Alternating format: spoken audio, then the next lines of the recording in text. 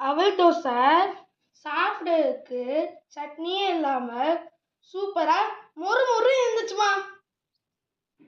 இன்றைக்கி நம்ம பார்க்க போகிற ரெசிபி அவல் தோசை. வீட்டில் மாவே இல்லாத நேரத்தில் அவல் தோசை நம்ம ரொம்ப சிம்பிளாக ஒரு 2 ஹவர்ஸில் காலை டிஃபன் நம்ம ரெடி பண்ணிடலாம்.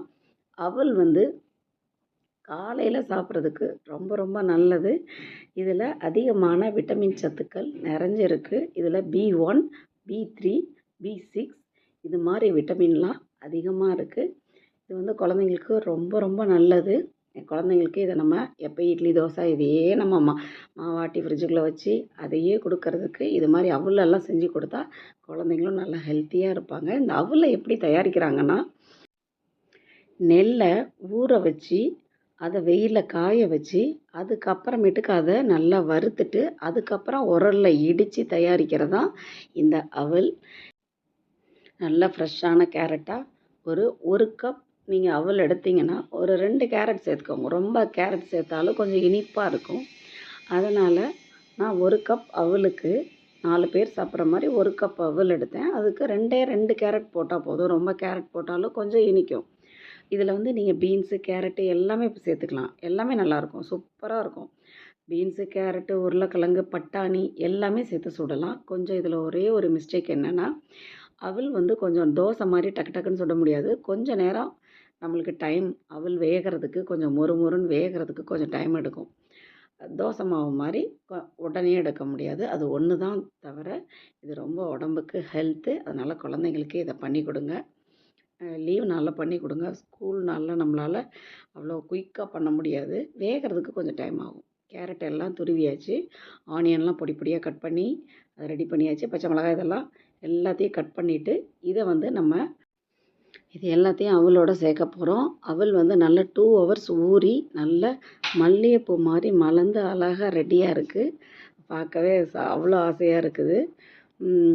அவல் இது மாதிரி கையில் கொஞ்சம் லைட்டாக பிணைஞ்சு விட்டுக்கோங்க. ஏன்னா நம்ம அப்போ தான் உருண்டை பிடிச்சி நம்ம தட்டுறதுக்கு சரியாக இருக்கும். இதோட பச்சை மிளகாய் சேர்த்துக்கலாம். காரத்துக்கு நான் ஒரு 7 பச்சை மிளகாய் சேர்த்துருக்கேன். ஏன்னா 4 பேர் சாப்பிட்ற மாதிரின்னா கொஞ்சம் காரம் கொஞ்சம் உண்டுதலாகவே போட்டுக்கோங்க, நல்லாயிருக்கும். பச்சை மிளகாய் பெரிய பெரிய பச்சை மிளகாய், அதனால் 7 பச்சை மிளகாய் சேர்த்துக்கிட்டேன். கேரட் 2 கேரட் அதையும் துருவி சேர்த்துக்கிட்டேன். கேரட் ரொம்ப நல்லது உடம்புக்கு, குழந்தைங்க கண்ணுக்கெல்லாம் ரொம்ப நல்லது. இதோட பொடி பொடியாக நறுக்கின ஆனியனையும் சேர்த்துக்கலாம். அப்புறம் ஜீரகம், நம்ம செரிமானத்துக்காக கொஞ்சம் ஜீரகம், வாசனைக்காகவும் செரிமானத்துக்காகவும் 2 ஸ்பூன் ஜீரகம் சேர்த்துக்கிட்டேன். கொஞ்சம் சால்ட், தேவையான அளவு சால்ட். பச்சரிசி மாவு 1 கப். நான் அவல் பெரிய கப்பில் சேர்த்தேன், நீங்கள் பார்த்துருப்பீங்க. இது சின்ன கப். இந்த அளவுக்கு சேர்த்துட்டு இதை எல்லாத்தையும் நல்லா மிக்ஸ் பண்ணி விட்டுக்கலாம். இதில் தண்ணி மட்டும் சேர்க்கவே சேர்க்காதீங்க. தண்ணி சேர்த்திங்கன்னா அவ்வளோ நல்லா வரவே வராது. தண்ணி ஒரு சொட்டு கூட சேர்த்துறாதீங்க. அவல் முழுகிற அளவுக்கு தண்ணி ஊற்றினா போதும். ரொம்ப தண்ணி ஊற்ற வேணாம். அவல் முழுகிற அளவுக்கு ஊற்றி ஊற வச்சா போதும். அது நல்லா மலர்ந்து இது மாதிரி வந்துடும். இதில் எக்ஸ்ட்ரா தண்ணி எதுவும் சேர்க்க வேணாம். கொத்தமல்லி பொடி பொடியாக நறுக்கி அதையும் சேர்த்துக்கலாம். நல்லா வாசனையாக சாப்பிட்றதுக்கு ரொம்ப நல்லாயிருக்கும். இது மாதிரி ட்ரை பண்ணி பாருங்கள். ஒரு தடவை ட்ரை பண்ணி பாருங்கள், சூப்பராக இருக்கும்.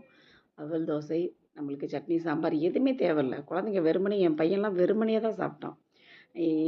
எங்கள் வீட்டுக்காரெலாம் சட்னி சாம்பார் வச்சு தான் சாப்பிட்டாரு. ஆனால் என் பையன்லாம் வெறுமனே சாப்பிடவே சூப்பராக இருக்குமான்னு சும்மா டிஃபன் மாதிரி சாப்பிட்டான். இதை கொத்தமல்லி இலையை சேர்த்துக்கலாம். அவ்வளோதான். இப்போ நல்ல தோசைக்கல் நல்லா காஞ்சதுக்கு அப்புறமேட்டுக்கு இது மாதிரி ஒரு ஆனியன் எடுத்து நல்லா தேய்ச்சிட்டு இதை நல்லா உருண்டை பிடிச்சி, நம்ம கையளவுக்கு உருண்டை பிடிச்சி நல்லா அந்த கல்லில் வச்சு நல்லா தட்டி, கொஞ்சம் நீங்கள் தட்டுறப்போ கொஞ்சம் பிசுறு வந்துச்சுன்னு வச்சுக்கோங்க, தண்ணி தொட்டுக்கோங்க. கையில் தண்ணி தொட்டுக்கோங்க. தண்ணி தொட்டு அப்போ கொஞ்சம் எடுத்துக்கிட்டு வரும். அது மாதிரி இப்போ தண்ணி கொஞ்சம் நனைச்சிட்டு அது மாதிரி பண்ணிங்கன்னா அது அழகாக அப்படியே ரவுண்ட் ஷேப்பில் வந்துடும். இதை நீங்கள் நல்லா நெய் விட்டு, நல்லா மொறு நெய் விட்டு நம்ம அவல் தோசையை சுட்டு எடுக்க வேண்டியதான். இதில் நீங்கள் எது வேணால் சேர்க்கலாம். காளான் சேர்க்கலாம், உருளைக்கிழங்கு சேர்க்கலாம், பீன்ஸ் கேரட்டு சேர்க்கலாம். எல்லாத்துக்குமே டேஸ்ட்டாக சூப்பராக இருக்கும் இந்த அவல் தோசை. இதில் சிகப்பு அவல் உடம்புக்கு ரொம்ப நல்லது. அதில் நிறைய விட்டமின் சத்துக்கள் நிறைஞ்சிருக்கு. முடிஞ்ச அளவுக்கு அது செய்கிறது நம்மளுக்கு நல்லது. இதோட நெய், தோசைக்கு ஒரு ஸ்பூன் நெய் எடுத்து நல்லா அந்த தோசை முழுக்க ஊற்றிக்கலாம். கொலஸ்ட்ரால் இருக்கவங்க கொஞ்சம் கம்மியாக ஊற்றிக்கோங்க, இல்லை ஆயில் ஊற்றிக்கோங்க, நல்லெண்ணெய் சேர்த்துக்கோங்க, ரொம்ப நல்லது. நெய்யை அவாய்ட் பண்ணிடுங்க. இல்லை கொஞ்சமாக லைட்டாக சேர்த்துக்கிட்டா கூட ஒன்றும் தப்பு இல்லாதனால லைட்டாக சேர்த்துக்கோங்க. கொஞ்சம் உண்டுதலாக சேர்த்துனா நம்மளுக்கு அந்த நெய்யெல்லாம் இழுத்துரும், கொஞ்சம் கூட இருக்காது. நம்ம ஊற்றுற நெய்யெல்லாம் அவல் தோசை அப்படியே எல்லாத்தையும் உறிஞ்சிடும், எடுக்கிறப்ப நெய்யே இருக்காது. நீங்களும் ட்ரை பண்ணி பாருங்கள். மறக்காமல் கமெண்ட் பாக்ஸில் கமெண்ட் பண்ணுங்கள். இந்த அவல் தோசை ரெசிபி எப்படி இருந்துச்சு? நீங்கள் இது மாதிரிலாம் பண்ணியிருக்கீங்களா? இல்லை வேறு மாதிரி அவலில் இன்னும் வேறு மாதிரி பண்ணலாமா? எது இருந்தாலும் கமெண்ட் பாக்ஸில் கமெண்ட் பண்ணுங்கள். இந்த வீடியோ உங்களுக்கு பிடிச்சிருந்துச்சுன்னா லைக் பண்ணிடுங்க. மறக்காமல் வீடியோ பார்த்துட்டு எஸ்கேப் ஆயிடாதீங்க. நம்ம சேனலை சப்ஸ்கிரைப் பண்ணிடுங்க. நல்லா இந்த அளவுக்கு நல்லா உங்களுக்கு கேஸை நீங்கள் பெருசாக வச்சு அவல் தோசை சுடாதீங்க. ஏன்னா அது அந்த இடத்துல மட்டும் கருகும், உள்ளுக்குள்ளே வேகாமல் இருக்கும். அதனால் சிம்மில் வச்சு நல்லா இது மாதிரி ரெட் கலரில் வந்ததுக்கு அப்புறமேட்டுக்கு தோசையை எடுங்க. அப்போ தான் நல்லா மொறுமொறுன்னு சாப்பிட்றதுக்கு சூப்பராக இருக்கும்.